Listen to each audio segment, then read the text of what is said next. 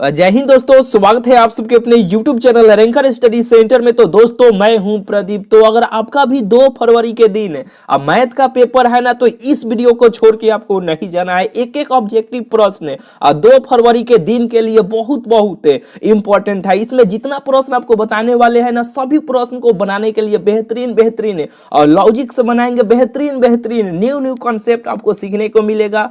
समझिए कि कई सारा ट्रिक भी आप सबको सीखने को मिलेगा। चलिए स्टार्ट करते हैं। देखिए, इस टाइप का एक प्रश्न आपके बोर्ड एग्जाम में जरूर आपको देखने को मिलेगा। बनाने के लिए बेहतरीन ट्रिक आप सबको सिखाते हैं। देखिए, इस प्रकार के प्रश्न बनाने में बहुत ही लाफड़ा करता है। -π/2 से π/2 के बीच में होना चाहिए। बड़ी झंझट करता है, लेकिन बेहतरीन सारा झंझट ही खत्म कर दिए हैं। बेहतरीन ट्रिक आप सबको सिखाते हैं। देखिए, इस प्रकार का ये हो सकता है ये प्रश्न आपके बोर्ड एग्जाम में सेम टू सेम आपको देखने को मिल जाए। नहीं मिला तो इस टाइप का एक प्रश्न जरूर आपको देखने को मिलेगा।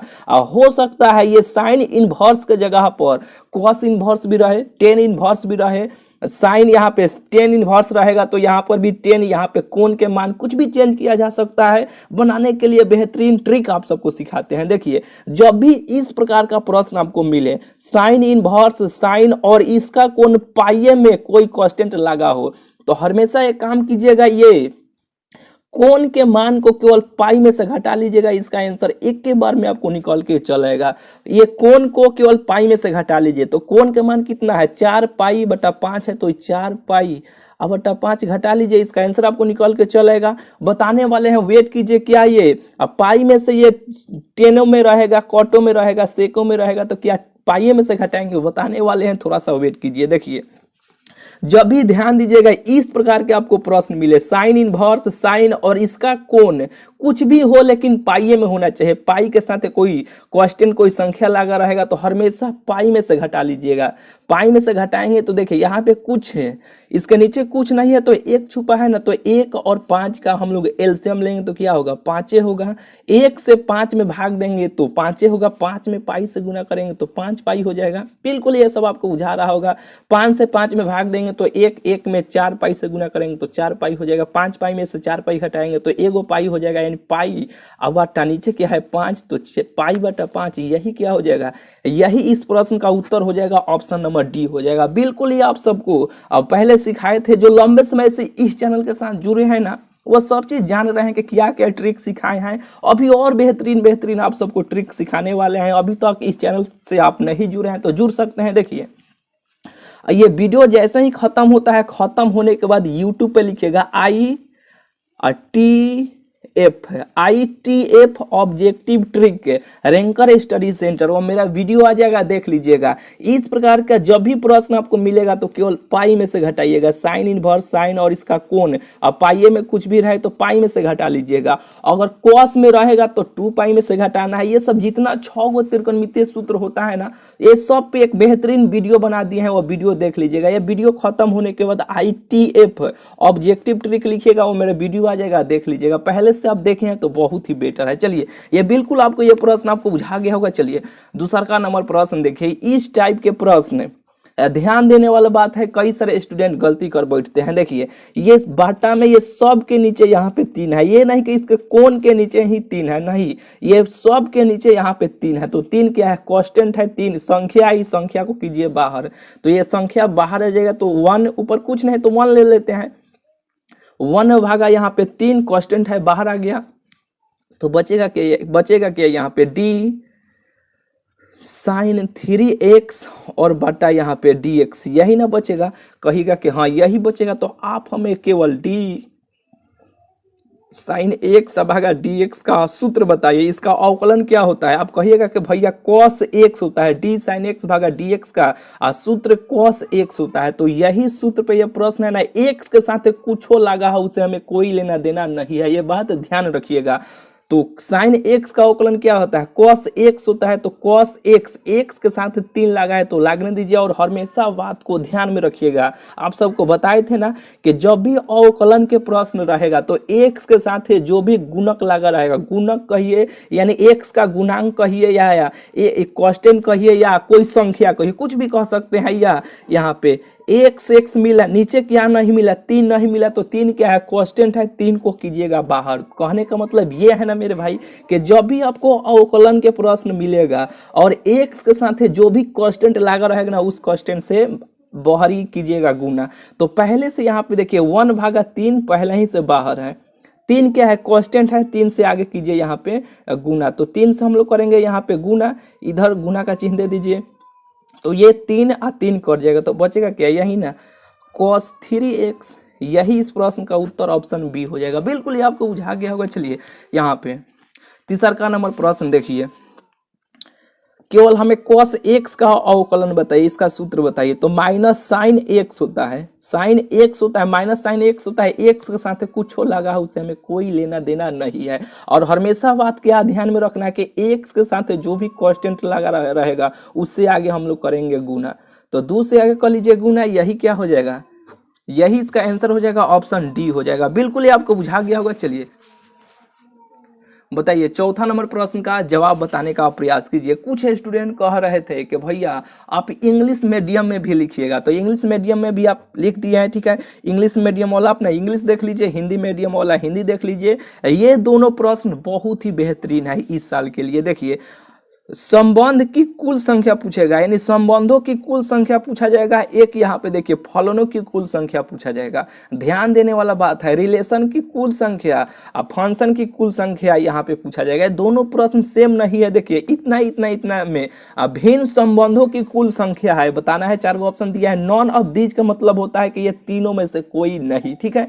चलिए इतना इतना से अब फल इतना इतना में फलनों की कुल संख्या, संबंधों की कुल संख्या यहाँ पे पूछा गया है, यहाँ पे फलनों की कुल संख्या कैसे बनाइएगा। जब भी आपको ध्यान दीजिएगा संबंधों की संख्या आपसे, संबंधों की कुल संख्या जब भी आपसे पूछा जाएगा ना, तो अब यहाँ पे चेक कीजिएगा, हमेशा लीजिएगा 2, हमेशा संबंधों की कुल संख्या जब भी पूछा जाएगा हमेशा यहाँ पे अपने से लीजिएगा 2। और पहिलका देखिएगा, इसमें मान लीजिए इसे हम ए मान लेते हैं, ए बराबर इतना दिया है, बी बराबर इतना दिया है, नहीं तो देखिए पहले देखिएगा इसमें को एलिमेंट्स दिया गया है, 1 2 3 को दिया गया है, तो इसके पावर में 3 को यहाँ पे लिख लीजिएगा। अब इसमें देखिएगा को संख्या है, को तत्व है, 1 2 3 4 5 6 गो एलिमेंट्स है, यहाँ पे 3 और 2 5 गुना है, 5 गो है, तो इसे लिखिएगा, इसके गुण इसके पावर में इसके गुना करके यहाँ पे लिख दीजिएगा 5। अब इसे गुना कर लीजिएगा, इसका आंसर आपको निकल के चला आएगा, पंक्ति है और 15 हो जाएगा। यही क्या हो जाएगा, यही इस प्रश्न का उत्तर हो जाएगा, ऑप्शन बी हो जाएगा। अब बिल्कुल ही आपको बुझा गया होगा। चलिए 5वां नंबर प्रश्न देखिए, इससे कैसे फलनों की कुल संख्या जब भी पूछा जाएगा तो हमेशा देखिएगा दूसरा, मान लीजिए कि ए का मान है, तो ए बराबर इसमें को एलिमेंट्स है, 1 2 3 गो है, तो 3 लिख लीजिए। मान लेते हैं इसे बी है, तो बी बराबर इसमें को एलिमेंट्स है, 1 2 3 4 5 6, तो 6 यहाँ पे लिख लीजिए। और हमेशा ध्यान दीजिएगा फलनों की कुल संख्या जब भी आपसे पूछा जाएगा तो 6 लीजिएगा। दूसरका वाले मान को, ये पहिलका वाले को इसके माथा पर छरपा दीजिएगा, इसके माथा पर ऐसे लिख दीजिएगा, बस इसे हल कर लीजिएगा, इसका आंसर आपको निकल के चला आएगा। 6 को 3 बार ऐसे गुना कर लीजिएगा, 6 गुने 6 गुने 6, 6 चौका क्या हो जाएगा, 36 हो जाएगा। 36 में 6 से हम लोग गुना करेंगे तो 6 चौका 36 का 6 हारसिन 3 छत्री 18 18 3 21 18 3 21 216 हो जाएगा। ऑप्शन सी हो जाएगा। नॉन ऑफ दीज का मतलब ये तीनों में से कोई नहीं, ठीक है। ऑप्शन नंबर इसका सी हो जाएगा। बिल्कुल ही आपको बुझा गया होगा। चलिए यहाँ पे देखिए, ये प्रश्न आपके बोर्ड एग्जाम में सेम टू सेम छपने वाला है, ध्यान दीजिएगा। यहाँ पे इस प्रश्न को कैसे बनाइएगा, आप 10th में पढ़े होंगे, 10th क्लास में कि sine square theta plus cos square theta के मान क्या होता है, 1 होता है। थीटा के जगह पे यहाँ पे x है, उससे कोई दिक्कत नहीं है। यहाँ पे प्रदीप भी रहेगा, कोनो दिक्कत नहीं है, सेम होना चाहिए। तो sine square x plus cos square x का मान क्या हो जाएगा, 1 हो जाएगा। 1 में 3 से गुना करेंगे तो 3 होगा। तो ये प्रश्न कैसा हो जाएगा, ये प्रश्न ऐसे हो जाएगा d3 अभागा dx। इसका तो मान 1 हो गया।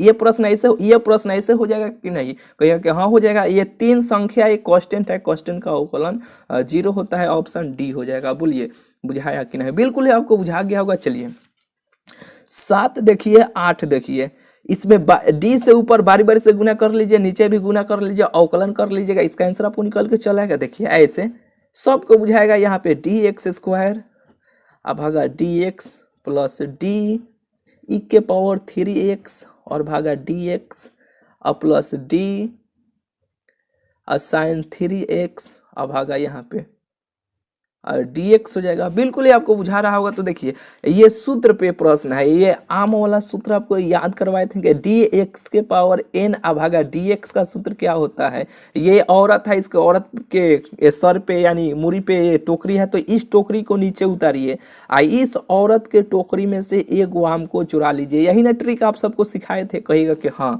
यही आपको सिखाए थे। यानी ये सूत्र है dx के पावर n भागा, वो आप वीडियो नहीं देखे होंगे तो कोनो दिक्कत नहीं है, लिखिएगा डिफरेंशिएशन लिखिएगा या इंटीग्रेशन, जिसका सूत्र चाहिएगा यूट्यूब पे लिखिएगा और इस चैनल का नाम लिख दीजिएगा, वीडियो आ जाएगा। बेहतरीन बेहतरीन सूत्र भी याद करने का बेहतरीन बेहतरीन और लॉजिक बेहतरीन बेहतरीन ट्रिक आप सबको सिखाए हैं। देखिए इसका सूत्र ये होता है, तो ये सूत्र पे ये प्रश्न मैच करने लगा ना। n जो होता है ना, n कोई संख्या होता है, तो यहाँ पे n है, ये यहाँ n का मान क्या है 2 है, तो यही सूत्र पे ये प्रश्न मैच करने लगा। तो इस सूत्र का ये सूत्र का ये इसका यानी इसका सूत्र ये होता है, ठीक है। तो ये क्या होगा, यानी 2 बाहर उतर के चलेगा, तो 2 बाहर यानी n का मान 2 है, तो 2 बाहर उतर के चलेगा x और 2 - 1, यहाँ पे 2 रखिएगा, 2 में से एगो कम करेंगे तो यहाँ पे 1 होगा, तो ये कितना हो जाएगा 2, यहाँ पे घटाएंगे तो 2 के पावर 1, तो 1 हम लोग लिखते नहीं है, ठीक है। इसके पावर में हमेशा 1 छुपा हुआ है, तो इसका अवकलन करेंगे तो क्या आ जाएगा 2x आ जाएगा। बिल्कुल ही आपको बुझा गया होगा।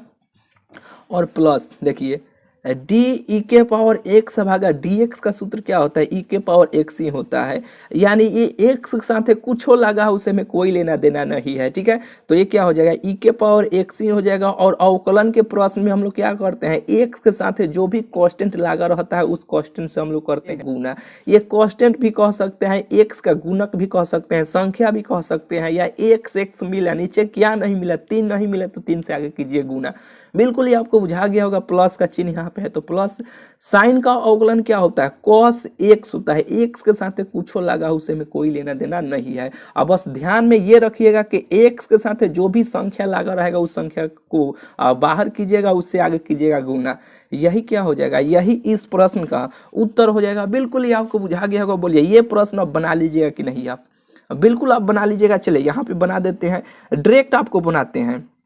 1/6 बाहर है, तो 1 यहाँ पे 6 को बाहर हम रखते हैं। अब ये सूत्र पे ये प्रश्न मैच करने लगा ना, तो ये सूत्र का यूज हम इस प्रश्न पे करते हैं। तो 6 क्या हो जाएगा, और 6 बाहर उतर के चलेगा, इस पावर में से 1 हम कम कर लेंगे, तो कम कर लिए, और माइनस 1/5 कांस्टेंट है तो बाहर चलाएगा। और साइन एक्स का अवकलन क्या होता है, कॉस एक्स होता है, एक्स के साथ कुछ लगा उसे कुछ नहीं लेना देना है, लिख दीजिए। और एक्स के साथ जो भी कांस्टेंट लगा रहेगा उस कांस्टेंट से आगे कीजिएगा गुना। तो 5 से हम लोग कर लिए गुना, तो ये 5 5 कट जाएगा, ये 6 6 भी कट जाएगा, तो x के पावर 5 है माइनस cos 5 x हो जाएगा। यही क्या हो जाएगा, यही इस प्रश्न का उत्तर हो जाएगा। बिल्कुल ही आपको बुझा गया होगा। चलिए यहाँ पे ऑप्शन नहीं दिए हैं, इससे कोनो दिक्कत है क्या, कहिएगा तो ऑप्शन भी लिखते चलेंगे। बेहतरीन आपको सीखने को मिला ना कैसे बनाते हैं। और एक बात ध्यान दीजिए, आप सबको बोले थे ना कि 400 ऑब्जेक्टिव प्रश्न आपको कराने वाले हैं, यही 400 में से 50 को सेम टू सेम आपको देखने को मिलेगा। जरूर मेरे भाई मिलेगा। 200 पहले करा दिए, यानी इस वीडियो को मिला के वो 200 ऑब्जेक्टिव प्रश्न हो जाएगा। जरूर आप वो सभी वीडियो देखे होंगे, पीछे नहीं देखें तो देख लीजिएगा। जहां से अनाउंसमेंट किए थे वहां से लेकर यहाँ तक 200 हो गया, और 200 बच रहा है, बहुत ही जल्द करा देंगे। बस इस चैनल को सपोर्ट करते रहिए। चले यहाँ पे देखिए, ये प्रश्न हो गया ना, 9वां नंबर प्रश्न देखिए, ये मापांक निकालना है। एक्स आई जे के साथ जो भी संख्या लगा रहेगा उस संख्या का स्क्वायर करके रूट चढ़ा दीजिएगा। यहाँ पे तो देखिए आई के साथ कुछ नहीं लगा है तो 1 लगा है ना, 1 से गुना है ना, यहाँ पे कुछ नहीं तो 1 से गुना है ना, 1 यहाँ पे चपका हुआ है ना, तो 1 का स्क्वायर कीजिएगा तो 1 होगा, 1 का स्क्वायर कीजिएगा तो 1 होगा। अब प्लस का चिन्ह दीजिएगा, 1 का स्क्वायर देंगे तो 1 होगा। अब बस स्क्वायर करने के बाद इसे रूट चढ़ा दीजिएगा। रूट चढ़ाने के बाद 1 2 3 तो क्या हो जाएगा, √3 हो जाएगा। यही क्या हो जाएगा, यही इस प्रश्न का उत्तर हो जाएगा। यहाँ पे कोई संख्या भी लगा रहेगा, वही केवल आई जे के के साथ जो संख्या लगा रहेगा ना उस संख्या का स्क्वायर करके और रूट चढ़ा दीजिएगा, इसका आंसर हो जाएगा। बोले ये प्रश्न आप बना लीजिएगा कि नहीं, ई के पावर एक्स का ई के पावर एक्स ही हो जाएगा। एक्स के साथ जो भी कांस्टेंट लगा रहेगा उससे आगे कीजिएगा गुना। यही क्या हो जाएगा, यही इसका उत्तर हो जाएगा। आमो वाला सूत्र, इस पावर को नीचे उतारे, इस पावर में से एगो कम कर लीजिए। यही क्या हो जाएगा, यही इस प्रश्न का उत्तर हो जाएगा। बोलिए इस प्रकार का एक प्रश्न आपके बोर्ड एग्जाम में छपने वाला है। देखिए जब भी देखिएगा लिमिट ए से बी रहे, ठीक है। और x के पावर 6 रहे, x के पावर 10 रहे, x के पावर 9 रहे, कोई भी कुछ भी रहता हो, ठीक है। कैसे बनाइएगा, ये ऊपर वाला लिमिट को x के पावर में जो भी मान, जब भी इस प्रकार के प्रश्न आपको मिलेगा ना, तो ऊपर वाले लिमिट को यहाँ पे लिखेगा, फिर ये नीचे वाला लिमिट के मान को यहाँ पे लिखेगा। लिख लिए, ये जो रहेगा ना, उस ये जो x के पावर में जो भी संख्या रहेगा उस संख्या में एगो हमेशा बढ़ जाइएगा। तो 6 गो है तो एगो जोड़िएगा तो क्या हो जाएगा, 7 गो हो जाएगा। ऊपर भी यहाँ पे 7 लिख दीजिएगा, नीचे भी बट्टा में 7 से ऐसे भाग दे दीजिएगा बस, और यहाँ पे माइनस का चिन्ह दे दीजिएगा। यही इस प्रश्न का उत्तर हो जाएगा। बोलिए बुझाया कि नहीं? और बिल्कुल ही आपको बुझा गया होगा। तो चलिए बस इसमें इतना ही, मिलते हैं फिर आप सबसे अगले वीडियो में। चैनल को अभी तक आप सब्सक्राइब नहीं किए हैं तो सब्सक्राइब कर सकते हैं, ठीक है। चलिए मिलते हैं फिर आप सबसे अगले वीडियो में।